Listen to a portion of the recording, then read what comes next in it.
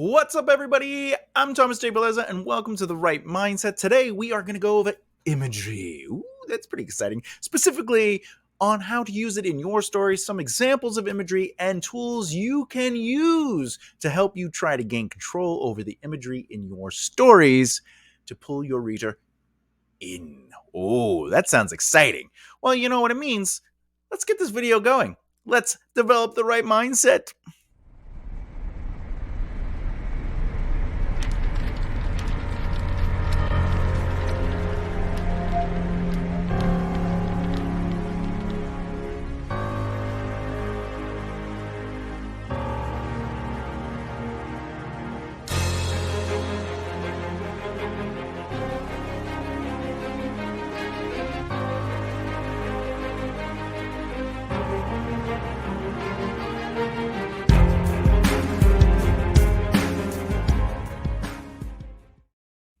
Tranquil in a sea of calm, there they lay mid-afternoon on a soft sofa, a dove cooing through the open window. Outside, life could be heard, a car driving by, the sound of people mowing their lawns, a common Sunday task.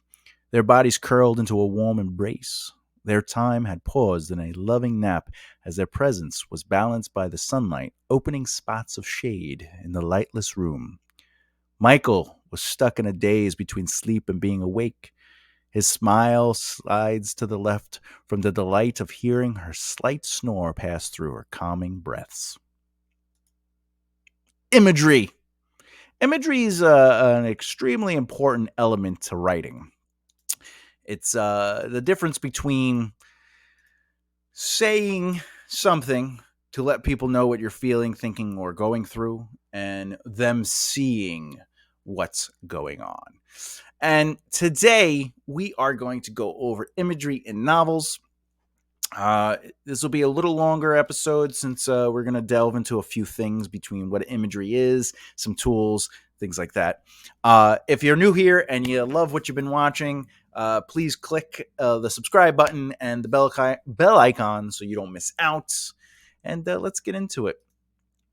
All right. So imagery as a thing, right? We need to know what is imagery. So, what is imagery? As people, the human brain is designed to understand the world through our senses, what we see, hear, smell, taste, touch, and in some cases, perceive through mental psychic abilities. What? You don't have psion powers? Humans. All right. The way we can represent and present is the process in literature that allows us to, as storytellers and poets, to use vivid language designed to appeal to the senses. This language is called imagery. Imagery takes the scene that reads like two lovers lay on a couch on a Sunday afternoon into the piece I read earlier, the tranquil in a sea of calm. There they lay mid-afternoon on the soft sofa, a dove cooing through the open window. There is a big difference between two lovers laying on a couch on a Sunday afternoon versus bringing in the scene and allowing your readers to feel the environment. When we look at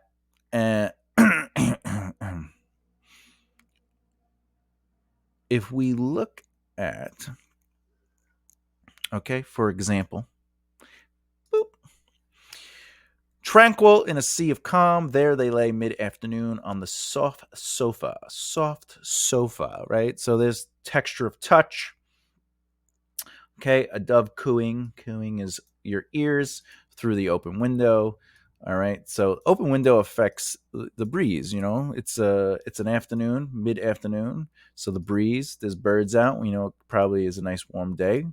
Outside, life can be heard. There's more hearing, sound of people mowing their lawns. Their bodies curled into a warm embrace, more touching. Their time had paused in a loving nap as their presence was balanced by the sunlight, opening spots of shade in the lightless room. This is seeing, right? Sight. Michael was stuck in a daze between sleep and being awake. We've all been there. He smiles. His smile slides to the left from the delight of hearing. Her slight snore past. Slight snore is the actual visual of hearing through her calming breaths, which is also using a sense, right? It's one of our sensories. Um, so the thing is, think of imagery as more than words or descriptions, but as a chance to give a bit of life to the inanimate. Imagery is designed to take a cup of coffee, right? A cup of coffee. I know, I'm from Long Island. Long Island, New York, some Brooklyn in there, you know. Anyway, you got to think of imagery as it designs to take a cup of coffee on a table and turn it into something more. What's that more? Well, the more is, chamomile swirled in the void of a dark liquid until they moved as one. As she leaned over and blew on her morning ritual before work, the steam dissipated. Below her, on her table, which had aged with time, remained a sweat stain of victory. All right. Imagery does a lot more than just saying she has a cup of coffee. She does this every morning, and she drank it. She's up, right? You want to create movement in the words. You want to create scenes, and you do that with imagery. You do that by allowing things to come alive. So a cup of coffee is inanimate, but you bring the coffee to life. How? Well, the coffee left a sweat stain of victory on the aged table. The table has aged. The able becomes a thing of life now. It has time to it. The coffee itself has action, movement. It's doing its job, and it's sweating to do its job, but it's really just the condensation, whatever. And, she's leaning over and blew on her morning ritual. We're talking about, we just gave depth to time. All right. So this brings us to the tools of the trade. Writers should try to invite readers into a different world. A storyteller should keep a good pace and use cliffhangers to keep readers hooked, right? That's the narrative plot element of your story. The narrative story of it all is when a reader pulls their readers into a different world. Remember, writing is not a visual medium. So you have to create a mental movie in your reader's mind. Create a world that a reader can see, touch, hear, taste, and smell. We do this with vivid imagery. Sensory writing has a power about it to help transport readers to that new and different world. We experience the world through each one of our sensories, right? Our minds are amazing aspects of being a person, right? So when we are immersed into an experience, our brains can respond to the same way when we taste something in real life versus the virtual truth of it all. If you close your eyes, okay, and imagine the world around you, and it enhances. Even though your eyes are closed, it enhances when you're listening closer, when you're touching something. It all enhances, right? And you want to think about how you feel when you're watching a movie and you see the food in the scene. You want it and your mouth waters, and sometimes you're just like, I need to get up and eat. I'm hungry. This is making me hungry. And I'm sure you've read a book and felt like you were in that room. As you read the words, the environment forms around you. And this is why when painting a picture with words, you do it through your six senses. Let's try to figure out our sight sense and get that on the page. So seeing, you want to look to something near you, maybe to your right. You can do it now. Go ahead. When you see it, I want you to write down what you see, right? Talk about what it looks like, the similarities to other things. Think about its color, shape, and what makes it unique to you specifically.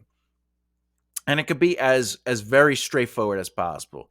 It's a diet wild cherry Pepsi plastic bottle with a wrapper that's half, 3/4 drank, and this condensation on top. It could be that straightforward. And then it's your job as a writer to go back and give life to that inanimation, that inanimate object, and make something, it's, what does it feel like to the touch, which we'll get to in a second.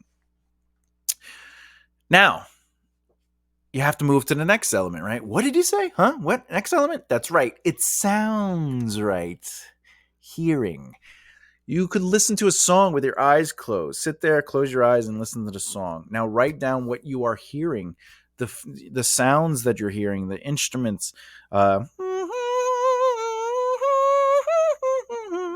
is that? Da, da, da, da, and put it down. Now, you can go into what the sound is like, not what is making the sound. So for example, if you hear a bass, boom boom boom boom boom boom boom boom, right? Or if it's boom boom boom boom boom boom boom boom boom boom, what does that sound like?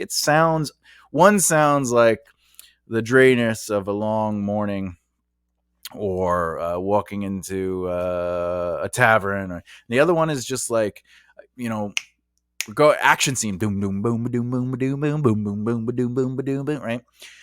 What does it sound like? Not what does it sound like? Oh, it sounds like a bass being played. We understand it's a bass being played, but what does the bass sound bring to life? So if the character's listening to a band playing in the story, it's a strong element of imagery if you describe what it feels like. Okay. Now, you could go into what that sound really, how it makes you feel. Does it make you think of anything? And give texture to that sound. Give life. Give a form to that sound. The baby, boom, boom, boom, boom, boom, right?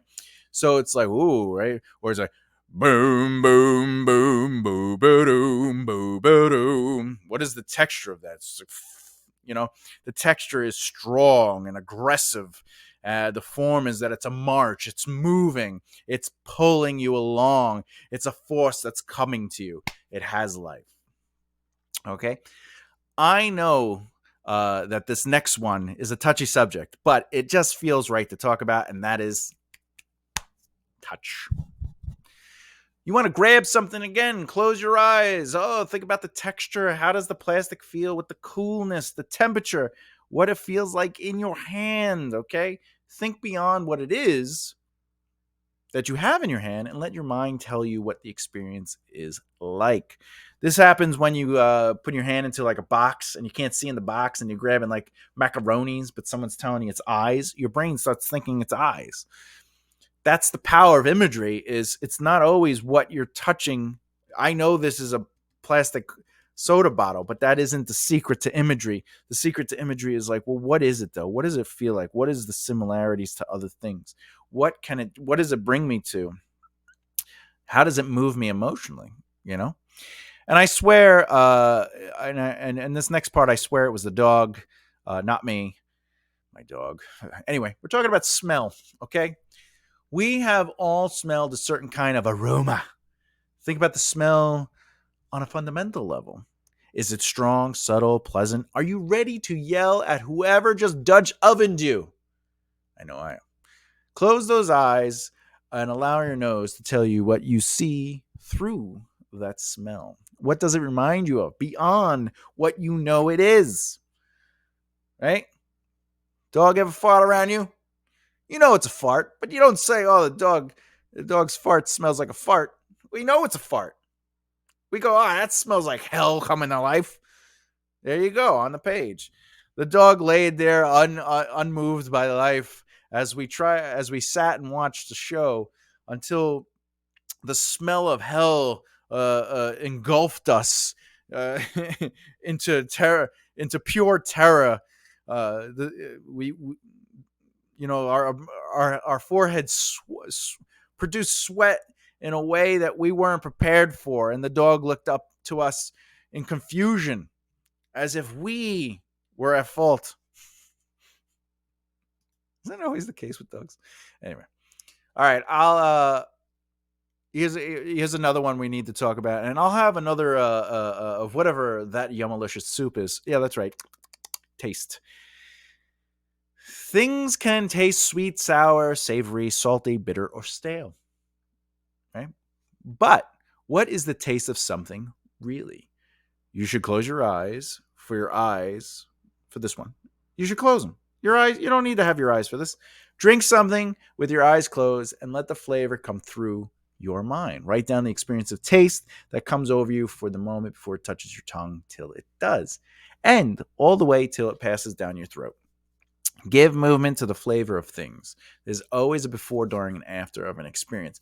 All these things that I'm talking about is a sense of letting your mind practice these moments. Because if you could practice imagery, you can hone the skill of that imagery. And when you get to it within a story, within a specific situation, you'll be able to easily pull it from you. It's just another tool in your box. Okay. Now, I don't know about you, but I see dead people, and that's where the sixth sense come in. Remember, I made a joke about that in the beginning, right? You psychic people. Well, the sixth sense is actually it's more of a fun sensory verb, and that is motion. Motion is a sixth sense of storytelling with imagery. Okay, readers can experience a car ride gone wrong when the jerking of the wheel sends them swerving off the road. That rhythmic pulse of movement over the uneven road to basically explaining thum, thum, thum, right? Or boom, boom, boom. You soar over the dance floor, floating across each step with your partner. There's movement, there's motion. So think of motion as a sensory element as well. One more thing before we get to the final thought. There is a secret to writing those sensory elements into experiences for your reader to explore. Vary your vocabulary. Whoo! That's almost an alliteration. Very various vocabulary. All right. An experience of the situation is going to stand out more when you vary your vocabulary. Instead of saying a character touched, smelled, or tasted something, describe the specific encounter. Does the sensory overwhelm them, or is it unescapable? Your best tools are seeing beyond the sensory and allowing it to fuel the experience. No pun intended. Now, listen, there is a difference between the pot was hot versus, and by the way, showing would be that they grab the pot,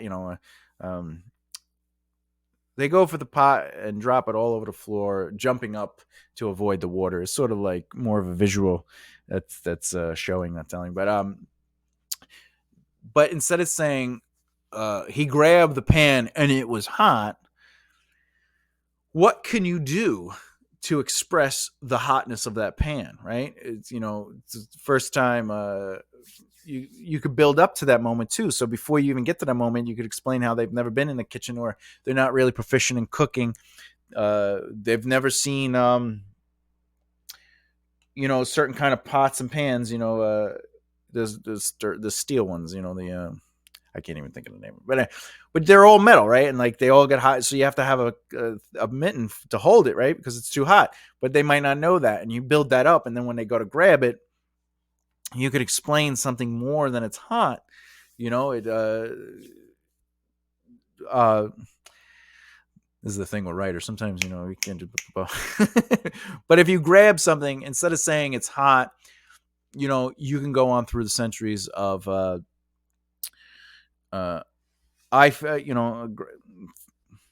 Phil grabbed the pan, grabbed the pan with instinct, as fire crawled up the inside of his arm through his nerves, aggressively yelling at his nerves, and all within a split second, it came to reality. As the piercing squeal of a grown man's voice cracked into what do you call it, the range of the range only dogs could hear in his scream, and obviously you clean that up, but like the idea is like let's make it more than it was hot. Let's make action. Let's make movement to it.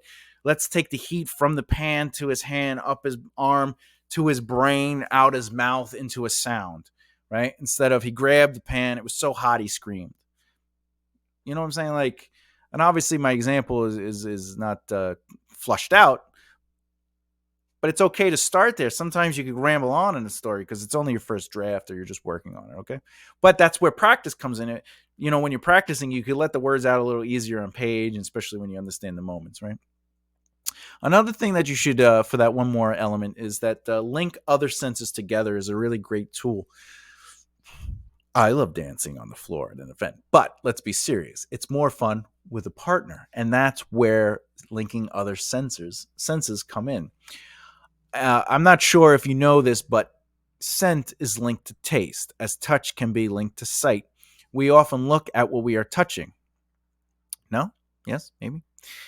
Let the connection between senses become a part of the experience when describing how scents complement or diverge from what your character or characters are going through.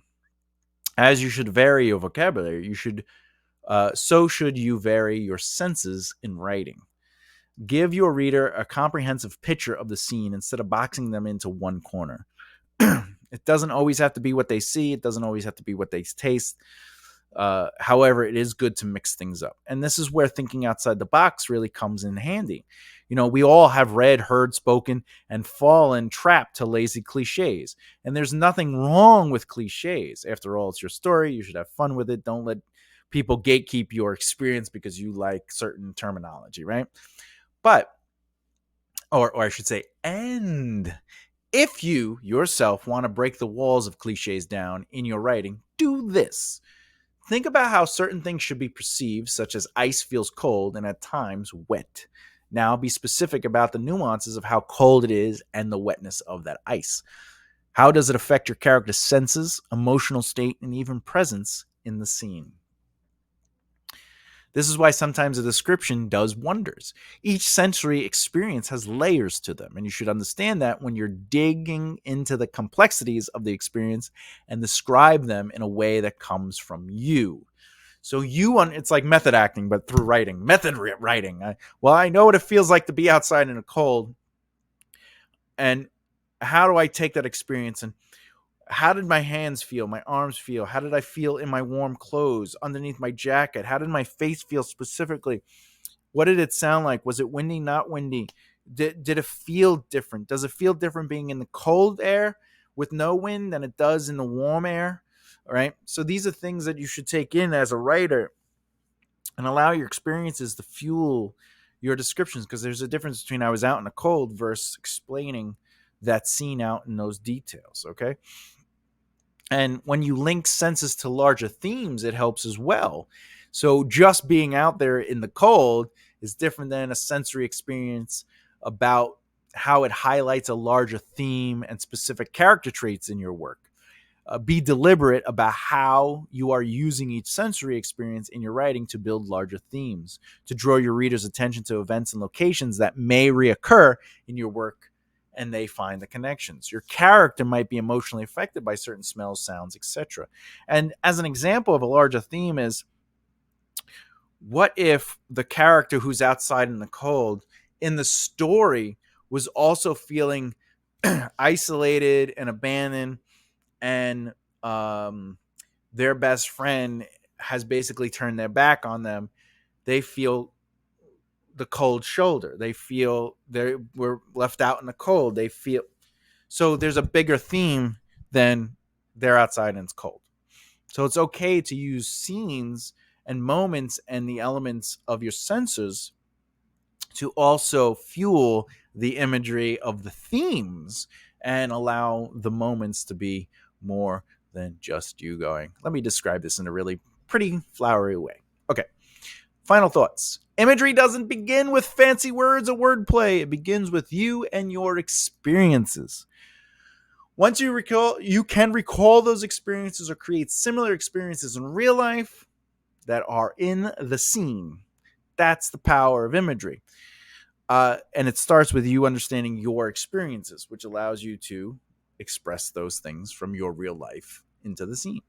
Either way, once you have the ability to describe what your experiences were firsthand, you can then write them down as you have lived it. After that, you can add little changes here and there to fit the voice of both your style and the story, the story being characters, etc. Imagery can be used to bring a reader into a moment or turn the moment into a three-dimensional experience, or rather a six-dimensional experience. Whether you go with these scenes of imagery, remember one thing is true. You do not have to only write imagery in the stories you are working on. That's correct. You can write scenes that are not in your stories. Practice gives you proficiency in the skills and colors you need as a writer. Knowing about imagery is not the same as understanding it, as understanding imagery is not the same as being able to mold it into your needs. And what this means is you're allowed to write when you're not writing. Some people only write when they're writing a story. And you don't have to be writing the story that you're trying to finish. You can write a scene that has nothing to do with that story. It's just practicing. If you're out and about and you have your computer and you can't think of anything to write for the book you're working on, the script you're working on, look at the environment and just write the scene you're in. Practice just writing it. And it doesn't have to be for your story. It could just be you practicing. What do you hear? And again, you can write it as straightforward as, I hear waiters taking orders. I hear dishes being moved around. I hear dishes being collected from the tables. I hear people drinking coffee. And then you can now go deeper to that. Close your eyes. What does it really sound like? What is the dance of melodic instruments moving in a struggle to escape, right? Okay. Just turn it into something more than what it physically is. You're allowed to explore the imagery of your personal experiences. All right. In the next video in this series, I will. We finally are now. My brain just. We finally are going to go over the overused term show, don't tell. In the next video, I'm going to go over show, don't tell. In that video, we're going to explore different ways to look at it beyond show, don't tell, and give you 6 rules that could help you have more control over show, don't tell in your writing. I will say this. Show, don't tell is something that does become cliche and people become very like, you got to show, don't tell. Well, we're going to explore it in a way that takes away the show, don't tell mentality and really digs deep into what it means and not necessarily to simplify it into show, don't tell. Which brings me to my question. What is it about your favorite sensory that you love to use when writing imagery? Ooh, let me know in the comments below. Please. All right. You want to learn a little bit more about improving your craft, insights in the industry, and of course, hearing from fellow authors on how their lives in the writing world has gotten them to where they are, because we do a podcast. Then please subscribe and hit that bell icon. I guess you have to. Woo, if you want to. Anyway, as always, keep developing the right mindset. I'll see you next time. Bye.